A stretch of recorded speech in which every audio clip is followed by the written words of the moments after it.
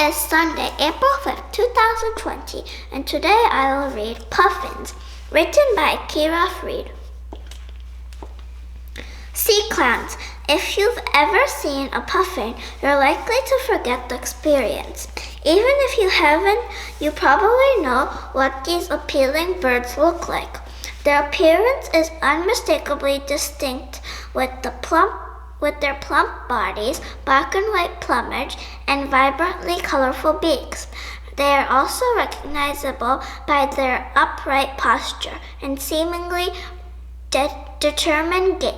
Their usually antics and playful demeanor make these sturdy little birds irresistible to people. Meet the puffins. Puffins, like other seabirds, spend most of their lives on the open ocean. They belong to the auk or Alicidae family, whose members are known for their diving abilities. As skillful swimmers, they're perfectly adapted to ocean life.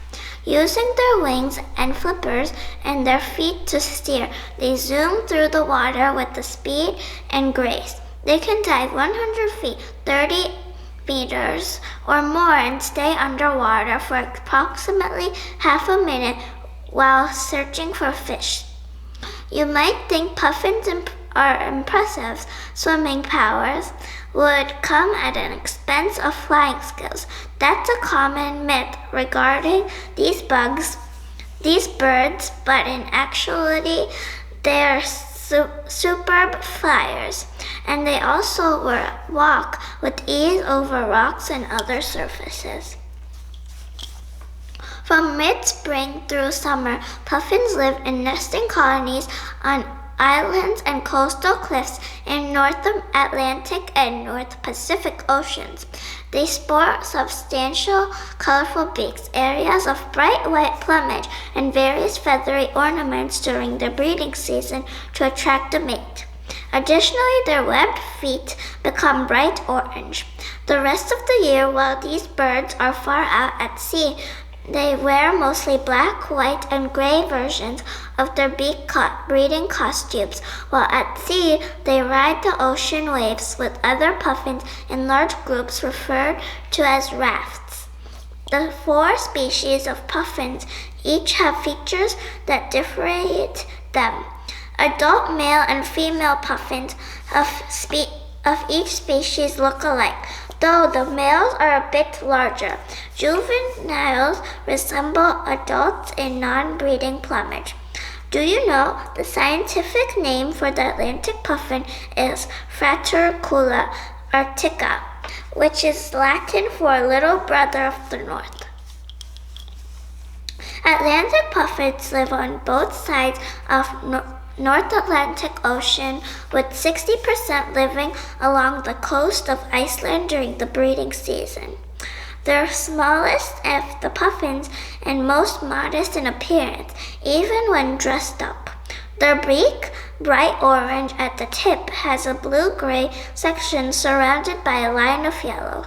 Orange legs and white face, chests, and a belly stand out prominently against their black back and upper wing feathers. Horned puffins inhabit the waters of the North Pacific, mainly south of Arctic Circle. During the breeding season, they look similar to Atlantic puffins at first glance with their white face and underside. However, their telltale feature is a spike of black eyelashes above each eye, giving the impression that horned puffins are wearing exotic makeup. They also have a black line extending from behind each eye to the back of their head. Another identifying characteristic is the yellow area at the base of their beak, in contrast to the blue-gray of Atlantic puffins. Tufted puffins have the largest geographical range of the puffin species. They live on both sides of the North Pacific Ocean, as far north as Alaska and as far south as Japan and Central California. Unlike Atlantic and horned puffins, tufted puffins have a black chest and belly. In winter, they're black and large red-orange beaks, but the summer breeding season introduces striking changes. They develop a white facial mask and an olive yellow beak section and long feathery golden plumes above their eyes. Orange feet and eye rings complete their summer look. Rhinoceros and anklets are lesser-known species of puffins. Their beak and plumage look dramatically different from the other three types of puffins. For this reason, they are sometimes classified as close cousins instead of actual puffin species. Rhinos live along the Pacific coast of North America as well as the coast of Asia near Japan. During the breeding season, their thin yellow-orange bill has a short vertical horn at the base of their upper portion, hence their name. Rhino plumage is mainly brown, dark on the back of their pelage and the chest and belly. Two narrow strips of white feathers adorn each side of their head. Puffin habits. Puffins usually return from the sea in late March or early April. During the breeding season, they often live in colonies as large as several thousand birds. They usually stay with the same mate and return to the same nesting sites year after year. Once they return, each pair prepares a burrow that is about 3 to 6 feet, 1 to 2 meters deep, where the female lays a single egg. Tufted and European Atlantic puffins, along with rhinoceros anklets, usually dig burrows in soft soil. In contrast, horned and North American Atlantic puffins often nest in rock crevices on coastal cliffs. Parents take turns incubating the eggs, and both of them feed the chick until it fledges in 1 to 2 months. It is thought that the word puffin comes from the word puff, which means swollen, and a puffin chick resembles a little round puffball because it is covered with thick down feathers. Some sources incorrectly report that puffins' parents abandon their chicks at some point. In truth, the chicks leave on their own when they are ready. Puffins are fully mature around the age of 5 and can live for 20 years or more. Small fish such as sand eels, herring, and hake are preferred food for all species of puffins. The type of fish varies from one puffin colony to another, depending on location and time of year. In winter, which fewer fish are available, puffins also eat squid, crustaceans, and marine worms. Adult puffins eat underwater. They also collect fish to bring to their chicks. Puffins are known for their fish stacking abilities and can carry 15 or more fish in their beak at a time. Their rough tongue and backward pointing spines on the roof of their mouth help them hold the fish. Protecting puffins. Humans have hunted puffins for centuries for their meat, eggs, and feathers. In some locations, these seabirds are still hunted. They now face other dangers as well, one of the most serious of which is reduced number of food fish. Humans are overfishing species of fish that puffins typically eat. In other words, catching many more fish can be replaced through reproduction.